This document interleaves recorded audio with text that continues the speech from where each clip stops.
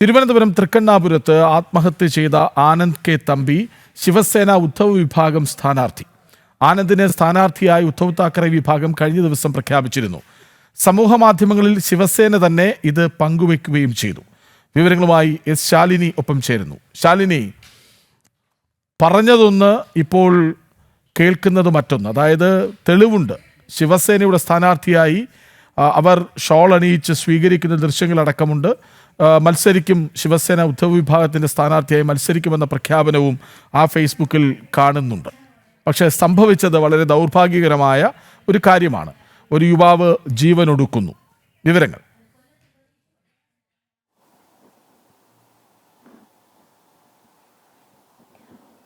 കൃഷ്ണരാജ സൂചിപ്പിച്ചതുപോലെ തന്നെയാണ്, തെരഞ്ഞെടുപ്പ് കാലമാണ്. അങ്ങോട്ടും ഇങ്ങോട്ടുമൊക്കെ വാഗ്വാദങ്ങളും പ്രതിഷേധങ്ങളും പ്രതിരോധങ്ങളും ഒക്കെ നടക്കുന്നതിനിടയിലാണ് ഇന്നിപ്പോൾ വൈകിട്ടോടുകൂടി തിരുവനന്തപുരം തൃക്കണ്ണാപുരത്ത് ഒരു മരണ വാർത്ത ഏറെ വിവാദത്തിലേക്ക് എത്തുന്നത്. ആദ്യഘട്ടങ്ങളിൽ കേട്ടതൊന്നുമല്ല അതിന്റെ നിജസ്ഥിതി എന്നുള്ളതാണ് ഓരോ മണിക്കൂറുകൾ പിന്നിടുമ്പോഴും വാർത്തകളായി പുറത്തേക്ക് വരുന്നത്. തിരുവനന്തപുരം തൃക്കണ്ണാപുരം തിരുമല സ്വദേശിയായിട്ടുള്ള ആനന്ദ് കെ തമ്പിയുടെ മരണവുമായി ബന്ധപ്പെട്ടാണ് ചില വിവാദങ്ങൾ ആദ്യഘട്ടങ്ങളിൽ ചൂടുപിടിച്ചത്. ഇദ്ദേഹം BJPയുടെ പ്രവർത്തകനായിരുന്നു. BJP സീറ്റ് നൽകാത്തതിൽ പ്രതിഷേധിച്ച് നേതാക്കൾക്കെതിരെ പ്രതിഷേധം അറിയിച്ചുകൊണ്ടാണ് ആത്മഹത്യാക്കുറിപ്പ് എഴുതുകയും പിന്നീട് ജീവനൊടുക്കിയത് എന്നൊക്കെയായിരുന്നു ആദ്യഘട്ടങ്ങളിൽ വന്നത്. പക്ഷേ പിന്നീടാണ് ചില ദൃശ്യങ്ങൾ ഇപ്പോൾ പുറത്തേക്ക് വരുന്നത്. കേരളത്തിലെ തന്നെ ഉദ്ധവ് താക്കറെ വിഭാഗം, ശിവസേനയുടെ ഉദ്ധവ് താക്കറെ വിഭാഗത്തിൽ അദ്ദേഹം പങ്കെടുത്തിരുന്നു, അദ്ദേഹം അതിന്റെ ഭാഗമായി എന്നുള്ളതിന്റെ ചില തെളിവുകളാണ് ഇപ്പോൾ പുറത്തു വരുന്നത്. ഇന്നലെ ഉദ്ധവ് താക്കറെ വിഭാഗത്തിന്റെ ഔദ്യോഗിക സംസ്ഥാന പേജിലടക്കം, ഫേസ്ബുക്ക് പേജിലടക്കം, ശിവസേനയുടെ പേജിൽ ആ ഒരു ദൃശ്യങ്ങളടക്കം അവർ പങ്കുവെക്കുകയും ചെയ്തിരുന്നു. ആനന്ദ് കെ തമ്പിയെ, തൃക്കണ്ണാപുരം സ്വദേശി അദ്ദേഹത്തിനെ ശിവസേനയുടെ ഭാഗമാവുകയാണ്, ഷോൾ അണിയിച്ചു സ്വീകരിക്കുന്നു, ഒപ്പം തന്നെ തൃക്കണ്ണാപുരം വാർഡിൽ നിന്ന് മത്സരിക്കുന്നു എന്നുള്ളതായിരുന്നു ആ ദൃശ്യങ്ങളിൽ നിന്ന് നമുക്ക് മനസ്സിലാകുന്നത്. അതുമായി ബന്ധപ്പെട്ട ചിത്രങ്ങൾ സോഷ്യൽ മീഡിയയിൽ പ്രചരിപ്പിക്കുകയും ചെയ്തിരുന്നു. അതേസമയം തന്നെ അതിനുശേഷമാണ് ഈ മരണവാർത്ത പുറത്തേക്ക് വരുന്നത്. പല ഘട്ടങ്ങളിൽ അദ്ദേഹം അവിടെ സ്ഥാനാർത്ഥിയാകാൻ ആഗ്രഹിച്ചിരുന്നു. പക്ഷേ ആഗ്രഹിച്ചതിന് അപ്പുറം ഓരോ വാർഡിൽ നിന്നും 101 വാർഡാണ് തിരുവനന്തപുരം നഗരസഭയിലുള്ളത്. ആ 101 വാർഡിൽ നിന്നും പ്രാഥമികമായ പട്ടിക പ്രാദേശിക നേതാക്കൾ നൽകേണ്ടതായിട്ടുണ്ട്. സാധ്യതാ പട്ടികയാണ്. ചില വാർഡുകളിൽ നിന്ന് 3, ചില വാർഡുകളിൽ നിന്ന് 5 പേരുടെ പേരുകളുമാണ് ജില്ലാ കമ്മിറ്റിക്ക് മുൻപാകെ എത്തുന്നത്. പക്ഷേ തൃക്കണ്ണാപുരത്ത് നിന്നും വന്നിട്ടുള്ള 3 പേരുടെ പട്ടികയിൽ ആനന്ദ് കെ തമ്പിയുടെ പേര് ഉണ്ടായിരുന്നില്ല. ആ ഉണ്ടാകാത്ത പേര് എങ്ങനെ പിന്നീട് സ്ഥാനാർത്ഥി പട്ടികയിൽ അന്തിമമായി വരുമെന്നൊരു ചോദ്യം കൂടി ഇപ്പോൾ ഉയരുകയും ചെയ്യുന്നുണ്ട്. BJPയുടെ മുൻ ജില്ലാ അധ്യക്ഷൻ കൂടിയായിരുന്ന VV രാജേഷ് ഈ വാർത്തയുമായി ബന്ധപ്പെട്ട് ജനം TVയോട് പ്രതികരിച്ചിരുന്നു. അദ്ദേഹം പറഞ്ഞത് ആ സാധ്യതാ പട്ടികയിൽ പേരുണ്ടായിരുന്നില്ല, അദ്ദേഹത്തിന് മത്സരിക്കാൻ ആഗ്രഹമുണ്ടായിരുന്നേക്കാം, പക്ഷേ ആ പട്ടികയിൽ ഉണ്ടാകാത്തത് കൊണ്ട് തന്നെ ജില്ലാ കമ്മിറ്റി പരിഗണിച്ചിരുന്നില്ല എന്നുള്ളതാണ്. സ്വാഭാവികമായും പിന്നീട് എന്തെങ്കിലും ഉണ്ടെങ്കിൽ അത് ചർച്ച ചെയ്ത് പരിഹരിക്കാം എന്നുള്ളതാണ്. പക്ഷെ അതൊന്നും ഇവിടെ ഉണ്ടായിട്ടില്ല.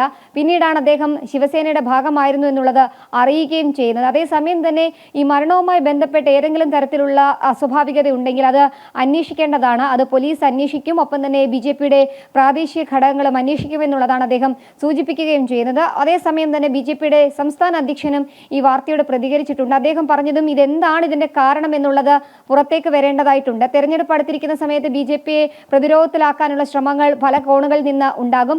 അതിന്റെ ഭാഗമാണോ എന്നതടക്കമുള്ള കാര്യങ്ങൾ പരിശോധിക്കുമെന്നുള്ളതാണ്. കൂടാതെ തന്നെ പോലീസിന്റെ അന്വേഷണം ഇപ്പോൾ നടക്കുകയാണ്. അസ്വാഭാവിക മരണത്തിന് കേസെടുത്തുകൊണ്ട് പോലീസ് ഈ സംഭവം അന്വേഷിക്കുന്നുണ്ട്. മൃതദേഹം ഇപ്പോൾ സ്വകാര്യ ആശുപത്രിയിലാണുള്ളത്. മറ്റ് നടപടികൾ പൂർത്തിയാക്കി ബന്ധുക്കൾക്ക് മൃതദേഹം വിട്ടു നൽകുകയും ചെയ്യും. എന്തായാലും BJPയെ പ്രതിക്കൂട്ടിലാക്കാൻ നിന്ന ഒരു വിഭാഗം ആളുകൾ, പ്രത്യേകിച്ച് ഇടത് വലത് മുന്നണികൾക്ക് മുൻപിലേക്കാണ് തെളിവ് സഹിതം ഇപ്പോൾ BJP പ്രതിനിധി ആയിരുന്നില്ല, അദ്ദേഹം പാർട്ടി മാറുകയും ആ പാർട്ടി വിട്ട് ശിവസേന ഉദ്ധവ് താക്കറെ വിഭാഗത്തിന്റെ സ്ഥാനാർത്ഥിയായി മത്സരിക്കാനുള്ള നടപടികൾ ആരംഭിക്കുകയും ചെയ്തതായുള്ള വിവരങ്ങൾ ഈ ഘട്ടത്തിൽ പുറത്തു വരുന്നത്. അതിനിടെ തന്നെ ഇദ്ദേഹം സ്വമേധയെ അവിടെ ഒരു സ്വതന്ത്ര സ്ഥാനാർത്ഥിയായി മത്സരിക്കാനുള്ള നടപടികളും സ്വീകരിച്ചിരുന്നു. ചില പോസ്റ്ററുകൾ അടക്കം തൃക്കണ്ണാപുരം മേഖലയുടെ പല സ്ഥലങ്ങളിലും പതിക്കുകയും ചെയ്തിരുന്നു. ഇതിന് പിന്നാലെയാണ് ഉദ്ധവ് താക്കറെ വിഭാഗത്തിനൊപ്പം ഇദ്ദേഹം അലയൻസ് ഉണ്ടാക്കുകയും അവരുമായി ചർച്ച നടത്തുകയും പിന്നീട് ആദ്യം അംഗത്വം സ്വീകരിക്കുകയും പിന്നീട് സ്ഥാനാർത്ഥിയായ ഔദ്യോഗികമായി ഇന്നലെ പ്രഖ്യാപനമൊക്കെ നടത്തി പ്രചരണവും ആരംഭിച്ചത്. എന്തായാലും സംഭവത്തിൽ BJP ഔദ്യോഗികമായി പ്രതികരിച്ചിട്ടുണ്ട്. മറ്റ് നടപടിക്രമങ്ങൾ പുരോഗമിക്കുകയാണ്. കൃഷ്ണരാജ്, ശാലിനി, അതാണ് ഏറ്റവും പ്രധാനപ്പെട്ടത്. ഒരു യുവാവ് ആത്മഹത്യ ചെയ്യുന്നു, അതിന് പിന്നാലെ സത്യമെന്തെന്ന് ശരിയായി അറിയുന്നതിന് വളരെ മുന്നേ തന്നെ അതിനെ രാഷ്ട്രീയവൽക്കരിക്കാനുള്ള ശ്രമം നടക്കുന്നു. നമുക്ക് ശിവസേനയിൽ ചേർന്നതും ശിവസേനയുടെ സ്ഥാനാർത്ഥിയായി മത്സരിക്കുമെന്ന് ശിവസേന തന്നെ ഉദ്ധവ് വിഭാഗം പ്രഖ്യാപിച്ചിട്ടും അത് മാറ്റി നിർത്തിക്കൊണ്ട് അത് കണ്ടിൽ നിന്ന് അടിച്ചുകൊണ്ട് രാഷ്ട്രീയമായി BJPക്ക് നേരെ ആ ആക്രമണം അഴിച്ചുവിടുക, അതായിരുന്നു കഴിഞ്ഞ മണിക്കൂറുകളിൽ കണ്ടത്. പക്ഷെ അതിപ്പോൾ VV രാജേഷിൻ്റെ പ്രതികരണത്തിലൂടെ അത് പൊളിയുകയാണ്. കാരണം രാഷ്ട്രീയമായ ആയുധം ആക്കേണ്ട സമയമല്ലിത്. ഒരു യുവാവ് ആത്മഹത്യ ചെയ്ത് മരിച്ച് അദ്ദേഹത്തിൻ്റെ ഭൗതികദേഹം സംസ്കരിച്ചിട്ട് പോലുമില്ല. അതിനു മുന്നേ രാഷ്ട്രീയമായി അതിനെ ആയുധമാക്കുന്ന പ്രവൃത്തിയെ ചോദ്യം ചെയ്യുകയാണ് BJP, അല്ലേ?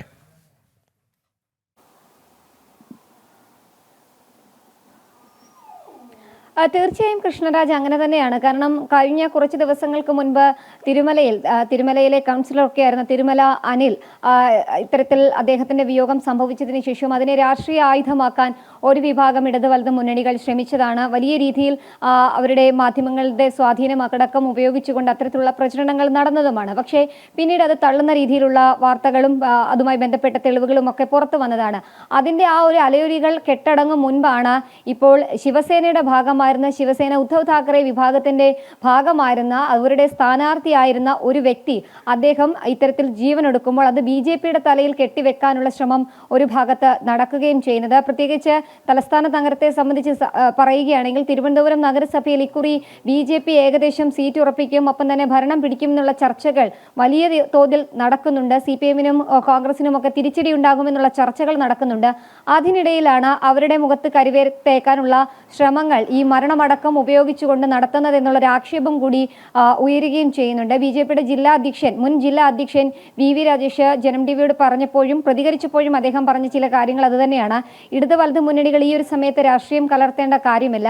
എന്താണ് സംഭവിച്ചത്, എന്താണ് അതിന്റെ നിജസ്ഥിതി, അത് കണ്ടെത്താനുള്ള ശ്രമമാണ് നടത്തേണ്ടത്. അത് പ്രാദേശിക BJP തലത്തിൽ നടക്കുന്നുണ്ട്, ഒപ്പം തന്നെ കേരള പോലീസിന്റെ ഭാഗത്ത് നിന്ന് നടക്കുകയും ചെയ്യുന്നുണ്ട്. അത്തരത്തിൽ യാഥാർത്ഥ്യം പുറത്തു വരട്ടെ, എന്നിട്ടാവാം അത്തരത്തിലുള്ള രാഷ്ട്രീയ ആരോപണങ്ങൾ എന്നുള്ളതാണ്. എന്തായാലും BJPയുടെ അംഗമായിരുന്നില്ല, BJP പ്രതിനിധിയായിരുന്നില്ല, BJPയുടെ സ്ഥാനാർത്ഥിയായിരുന്നില്ല ആനന്ദ് കെ തമ്പി എന്നുള്ളതാണ് നമുക്കിപ്പോൾ ഈ ദൃശ്യങ്ങളിൽ നിന്നും ഈ പോസ്റ്റുകളിൽ നിന്നും ഒക്കെ നമുക്ക് മനസ്സിലാക്കാൻ സാധിക്കുന്നത്. എന്തായാലും എല്ലാ രീതിയിലുള്ള ബന്ധവും ഉപേക്ഷിച്ചുകൊണ്ട് BJP തിരുവനന്തപുരം തൃക്കണ്ണാപുരത്ത് ആത്മഹത്യ ചെയ്ത ആനന്ദ് കെ തമ്പി ശിവസേന ഉദ്ധവ് വിഭാഗം സ്ഥാനാർത്ഥി എന്ന് വ്യക്തമാകുന്നു. സ്ഥാനാർത്ഥി പട്ടികയിൽ ഇടം പിടിച്ചിരുന്നു. സ്ഥാനാർത്ഥി എന്ന് ശിവസേന ഉദ്ധവ് വിഭാഗം സമൂഹ മാധ്യമങ്ങളിലൂടെ പ്രചരിപ്പിച്ചിരുന്നു. ഷോൾ അണിയിച്ച് ഉദ്ധവ് വിഭാഗത്തിലേക്ക് സ്വീകരിക്കുന്ന ചിത്രങ്ങളും പങ്കുവച്ചിരുന്നു. വിവരങ്ങൾ നൽകുകയായിരുന്നു S. ശാലിനി.